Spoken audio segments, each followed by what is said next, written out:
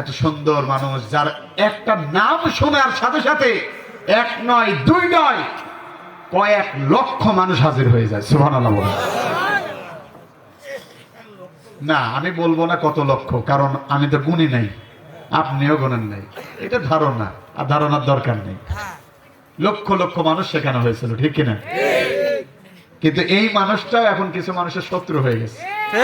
উনি খালি একটা কথা বলছে, একদল খাইছে আর একদল রেডি হয়ে আছে খাওয়ার জন্য। আচ্ছা, এখানে কি আপনারা কোন দলের নাম পাইছেন? তাহলে আপনি আপনার গায়ে টাইনে নিলেন কেন? আপনার শরীরে টাইনে নেওয়ার মানেই হলো আপনি সেই খাদক। শুনেছিলাম, কষ্ট হচ্ছে মনে হয়। ওই ছোটবেলায় এক ইওনো সাহেব গিয়েছে তার স্কুলে, যাওয়ার পরে ক্লাসরুম দেখতে গিয়েছে, ক্লাসরুম দেখতে যেয়ে বললো, এই চীনের প্রাচীর ভাঙেছে কেটে রে, বল চীনের প্রাচীর কে ভাঙেছে? পিছনের বেঞ্চ থেকে একজন ছাত্র উঠে করে, স্যার এই ক্লাসের সবচেয়ে বদমাইশ ছাত্র আমি, কিন্তু বিশ্বাস করেন স্যার চীনের প্রাচীর আমি ভাঙিনি। যেই ক্লাসে যাই একই উত্তর পায়। রাগান্বিত হয়ে ইওনো সাহেব চলে গেছে সহকারী শিক্ষকদের রুমে। যাওয়ার পরে ডেকে বললেন, আপনার ছাত্ররা এতই লেখাপড়া করে যে চীনের প্রাচীর কে ভাঙিয়েছে সেটা বলতে পারে না। কেন স্যার, কোনো কি সমস্যা? যে সমস্যা মানে, আমি রুমে যে জিজ্ঞেস করলাম, বলো তো চীনের প্রাচীর ভাঙিয়েছে কে? সবচেয়ে বাজে ছেলে নাকি একটা আছে, সে ডেকে বলেন, স্যার আমি অন্তত বাজে ছেলে, আমি ভাঙি নাই।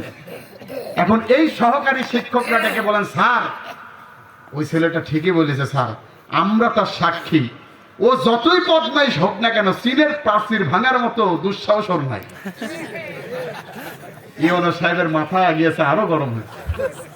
বলে কি এরা? চলে গেছে হেডমাস্টারের রুমে। প্রধান শিক্ষকের রুমে যাওয়ার পরে বলছেন যে, আপনি সেগুলো কি তৈরি করছেন আর কি টাকা দিয়ে লালন পালন করছেন? কই কেন স্যার, কি হয়েছে? কই এই ঘটনা। হেডমাস্টার শুনে কয়, স্যার আল্লাহর কসম আমি 5 ওয়াক্ত নামাজি, আমি নামাজ পড়ি, রোজা রাখি, সব করি স্যার, কিন্তু বিশ্বাস করেন বুকে হাত দিয়ে বলছি, স্যার আমার স্কুলের যত বদনাম আপনি দিতে পারেন দেন, চীনের প্রাচীর ভাঙার বদনামটা দিয়েন না, কারণ ও কাজ কেউ করে না। আদতেও কি ইওনো সাহেব এই টেন্ডেন্সি নিয়ে গিয়েছিল নাকি যে ওই স্কুলেরই কেউ ভাঙছে? এটা তো পড়ার কথা, জানার কথা। কাহিনী হয়ে গেছে ওইরকম, স্কুলের হেডমাস্টার থেকে নিয়ে সবাই মনে করছে যে আমরাই মনে হয় ভাঙেছি। এখন অবস্থা হয়ে গেছে এরকম, এক মিজানুর রহমান আজহারি বলেছে একদল খাইছে আর একজন খাওয়ার জন্য রেডি হয়ে আছে। এইটা শোনার পর একদল সহ্য করতে পারছে না, তারা মাঠে ময়দানে জামাত ইসলামী শিবিরকে ধুয়ে দিচ্ছে, মিজানুর রহমান আজহারিকে আজহারি মাঝারি ফাজারি বলে আজেভাবে বিকৃত করে নামগুলো প্রকাশ্যে মিডিয়ায় বলছে, আর বলছে যে আমরা নাকি খাইতে খাওয়ার জন্য রেডি আছি। আরে মূর্খ, তোর কথা বলছে নাকি? মূলত তুই যখন ধারণা করছিস তুই ওই রকমই বদমাইশ খাওয়া লোক। আশ্চর্য কথা। আজকে আবার নতুন একটা কথা শুনলাম, এই যে কোন দরবার শরীফের পীর সাহেব, কি নাম বলো? আব্দুল হাই ভাই, উনি একজন আলোচক, আজকে মাহফিল নিয়ে আসছি জোর করে। সাদিকুর রহমান বলে একজন পীর সাহেব, তিনি আবার তার ভক্তদেরকে এইভাবে নিয়ে বলছে যে মিজানুর রহমান আজহারের কল্লাটা মাথাটা কেটে নিয়ে আসতে পারলে আমি 10 লক্ষ টাকা পুরস্কার দেব। আপনি চিন্তা করছেন, এটা হিন্দু, ইহুদি, খ্রিস্টান, মোদি দাদা, তারা বললে আমরা মানার মতো একটা পক্ষে থাকলে তো বলতেই পারে, কিন্তু সে নিজেকে পীর দাবি করছে, আবার এই কথাটা বুকুচিয়ে বলছে আল্লাহর কসম এগুলো পীর নামের শয়তান ছাড়া আর কিছু হতে পারে না। কথা বলে ঠিক না? আশ্চর্য কথা। আপনি একজন পীর, আপনি একজন আলেমের মাথা চান মানে কি? আমি তো জানি ওই সময় 1446 বছর আগে আল্লাহ নবীজির মাথা চেয়েছিল আবু জাহেল। আরে কথা কয় না রে, আল্লাহ নবীর মাথা চাইছিল আবু জাহেল।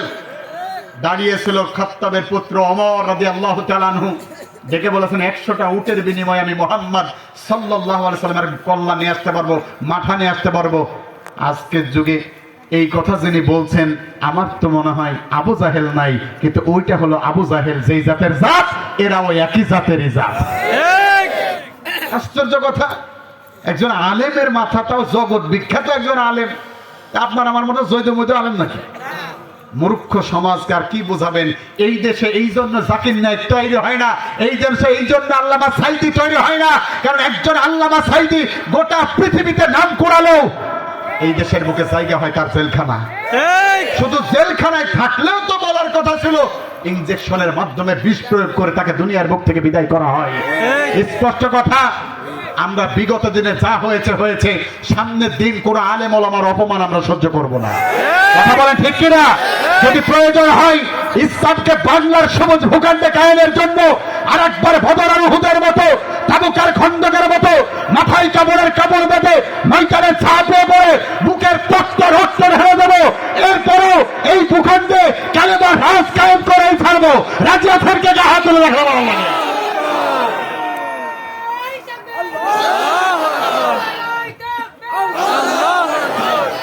আল্লাহ আমাদের কবুল করুক, বলেন আমিন। আল্লাহ আমাদের কবুল করুক, বলেন আমিন।